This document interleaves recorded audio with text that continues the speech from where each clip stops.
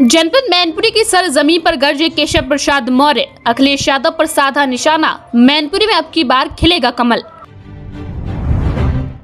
आपको बता दें, जनपद मैनपुरी में भाजपा प्रत्याशी ठाकुर जयवीर सिंह के नामांकन के बाद मैनपुरी के क्रिश्चियन ग्राउंड में आयोजित एक जनसभा को संबोधित करने पहुंचे डिप्टी सीएम केशव प्रसाद मौर्य का माल्यार्पण करते हुए और प्रतीक चिन्ह भेंट करते हुए भव्य स्वागत किया गया।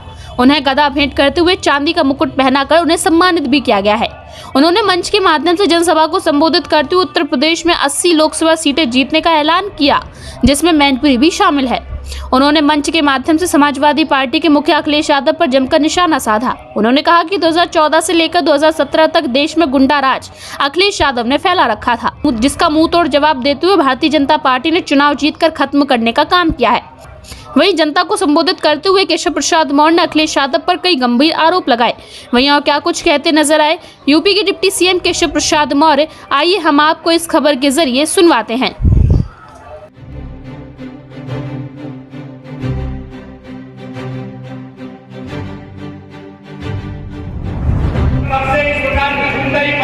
हो रही है क्या? दोनों हाथ का गदा हो रही है क्या? हम सबने उस समय वादा किया था कि गुंडागर्दी नहीं रहेगी, अब जेल का शासन होगा, जेल के अंदर माफिया होंगे, इतना सख्त प्रशासन होगा। है कि नहीं है? दोनों हाथ का गदा है कि नहीं है? ये समाजवादी पार्टी की गुंडागर्दी का अंत करने का चुनाव है। ऐसी पार्टी जो केवल बदलाव के लिए सोचती है, ऐसी पार्टी जो केवल गुंडों, अपराधियों, माफियाओं, दंगाइयों के लिए सोचती है तो कर सकती है, करती है। ऐसी पार्टी को राजनीति के अंदर काम करने का नैतिक अधिकार नहीं है। आप सब लोगों को मैं कहना पूछना चाहता हूं, मैनपुरी वाले मेरा जानते होंगे, अभी मैंने परसों कह दिया कि समाजवादी पार्टी गुंडों, अपराधियों, माफियाओं, दंगाइयों, भ्रष्टाचारियों को पैदा करने की बड़े नाराज हो गए। बताइए, फैक्ट्री है कि नहीं ऐसे लोगों को तैयार करने वाली? है कि नहीं है? है कि नहीं है? इसके देश में पढ़े अगर इनकी नाराजगी टोपी लगा ले तो एक अच्छा खासा शरीफ आदमी भी गलत रास्ते पकड़ने के लिए विवाद होगा। ऐसी टोपी चाहिए क्या? भगवा टोपी चाहिए, लालवादी टोपी नहीं चाहिए। समाजवादी पार्टी की कोई नौजवान अगर सदस्यता ले ले, कोई बुजुर्ग सदस्यता ले ले, कोई माता बहन सदस्यता ले ले, जैसे गुंडागर्दी करने का सर्टिफिकेट मिल गया। आज बड़ी संख्या में सपा छोड़ करके लोग भाजपा में आ रहे हैं। मैं उन सबका भाजपा परिवार में स्वागत करता हूँ और आप सब लोगों से कहना चाहता हूँ, 2024 का यह लोकसभा चुनाव ऐतिहासिक चुनाव है। इस चुनाव के समय यह भी याद रखना, मैं आज भी अपने राजनीतिक रूप से जो हमारा विरोधी इस नाते से भी अखिलेश यादव है, मैं आज भी नाम लेता हूं तो उनके नाम के साथ श्री लगाने का काम करता हूं। उन्होंने विधानसभा के अंदर मेरे स्वर्गीय पिता के बारे में शब्दों का प्रयोग किया था, लेकिन मैंने उनके पिता को श्रद्धांजलि देने का काम सैफई में जाकर के किया था कि नहीं किया था? बताइए। वो वीडियो आपने सुना, उनका भाषण सुना है? जिसके पास संस्कार नहीं है, जिसके पास अपने विरोधियों से लोकतांत्रिक तरीके से राजनीति करने के लिए सब्र नहीं है, वो लोकतंत्र की बात करते हैं। जिनकी सरकार के समय लोकतंत्र को बंधक बना करके रखने का काम किया गया था, जिनकी सरकार के समय कन्नौज हो या मैनपुरी हो, बूथों को गुंडों के बल पर कब्जा करने का काम किया गया था कि नहीं किया गया था? और मेरा मानना है कि मैनपुरी लोकसभा क्षेत्र में ईमानदारी से जब आप वोट डालने के लिए जाओगे तो 70% से अधिक वोट भारतीय जनता पार्टी का यहाँ पर 70%। जिन गरीबों के घर बिजली ना पहुंची हो, आपको बिजली पहुंचाना हो, जिन घरों में पीने के पानी के लिए पहले आप माननीय हमारे जनप्रतिनिधिगण में नाम ले लिया, सभी मेरे जनप्रतिनिधि माफ करेंगे, माननीय जनप्रतिनिधियों के पास आप सबको क्या करने के लिए जाना पड़ता है कि मेरे यहाँ एक हैंडपंप लगा दो। लेकिन जब आपने 56 इंच के सीने वाले को देश की 5 वोट सौंपी तो हर घर से नल, हर घर नल से जल पहुंचाने का काम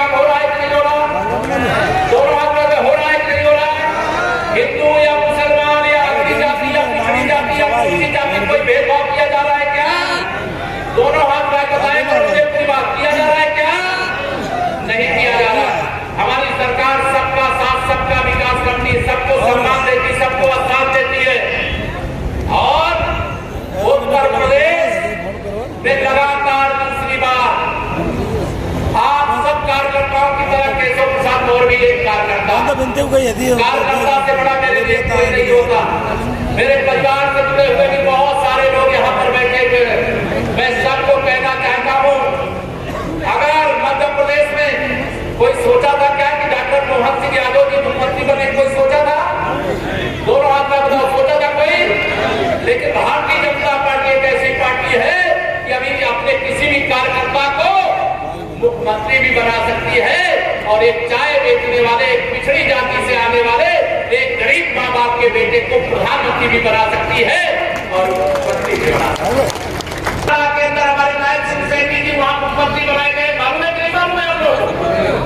अभी बिहार में सम्राट चौधरी जी वहां पर मुख्यमंत्री बनाए गए, वहां के प्रदेश अध्यक्ष नहीं है। 2016 में 8 अप्रैल को मुझे यूपी प्रदेश का भाजपा का अध्यक्ष बनाया गया, और जब आप सबके आशीर्वाद से पूरे उत्तर प्रदेश में 325 विधायक जीत गए। आप लोग से गांव सभा को पूरे क्षेत्र को नहीं कहता, एक खानदान को कहता हूं, जब इनकी सत्ता छिन गई तो सबसे अधिक किसको निशाने पे लेते हैं बताओ? किसको लेते हैं? केशव प्रसाद मौर्य को गाली देते। अभी मैं एक दिन सुन रहा था श्री अखिलेश यादव जी कहे कि केशव प्रसाद गुंडा है। श्री अखिलेश यादव जी, अगर आपने संघर्ष करके राजनीति की होती तो अपराधी और गुंडे और आंदोलनकारी का मतलब आपको समझ में आता। विरासत में सियासत मिल सकती है, लेकिन बुद्धि आपको नहीं मिलेगी। भारतीय जनता पार्टी की लहर नहीं, आंधी पूरे देश में। मैं देख रहा हूँ समाचार चैनलों पर, आप भी देखते होंगे कि दक्षिण में जहाँ हमारा खाता नहीं खुलता था, चलो कोई बात नहीं, वहाँ मोदी जी जब जा रहे हैं तो सड़कों पर भीड़ सवार नहीं है। इतनी जबरदस्त भीड़ है। इस लोकप्रियता के लिए मोदी जी के 10 वर्षों का जो काम है, जन जन की सेवा करने का काम है, गरीबों की सेवा करने का काम है, उसी के कारण जो नारा बना है कि अब की बात 400 के पार।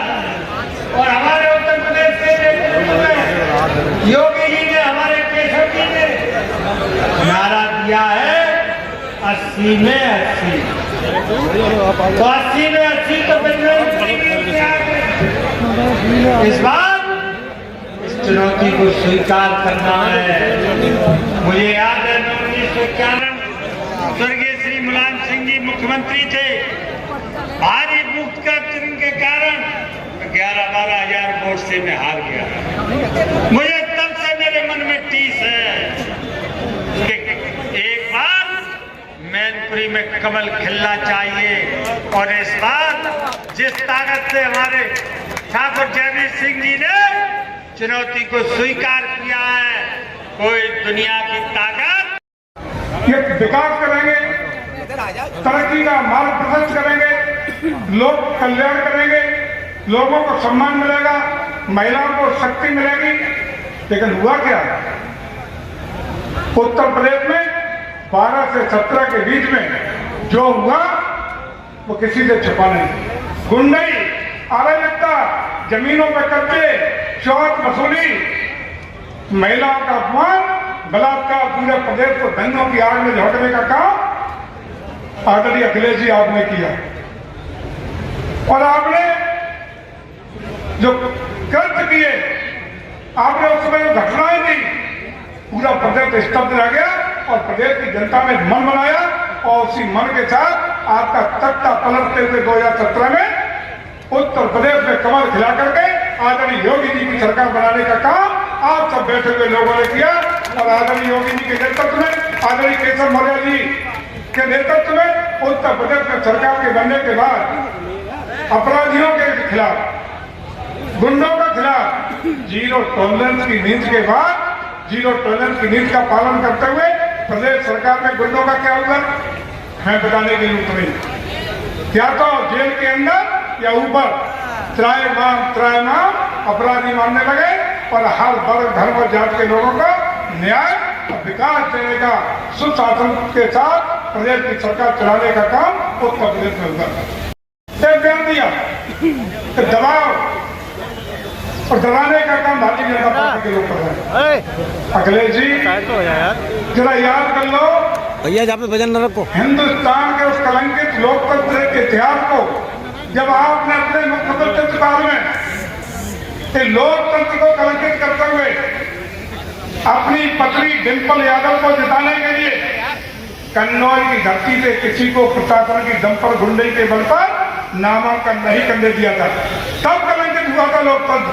और कलंकित उस दिन हुआ था जब मैनपुरी की इसी सरजमी पे आपने कलंकित इतिहास आपके परिवार ने लिखने का काम किया था कि लोकसभा के चुनाव में इतनी गुंडई की, इतनी बूथ कैप्चरिंग की कि पूरे के पूरे संसदीय क्षेत्र का चुनाव हिंदुस्तान के इतिहास में, पूरे देश में पहली बार मैनपुरी का पूरा चुनाव निरस्त होने का काम भारत निर्वाचन आयोग को करना पड़ा था।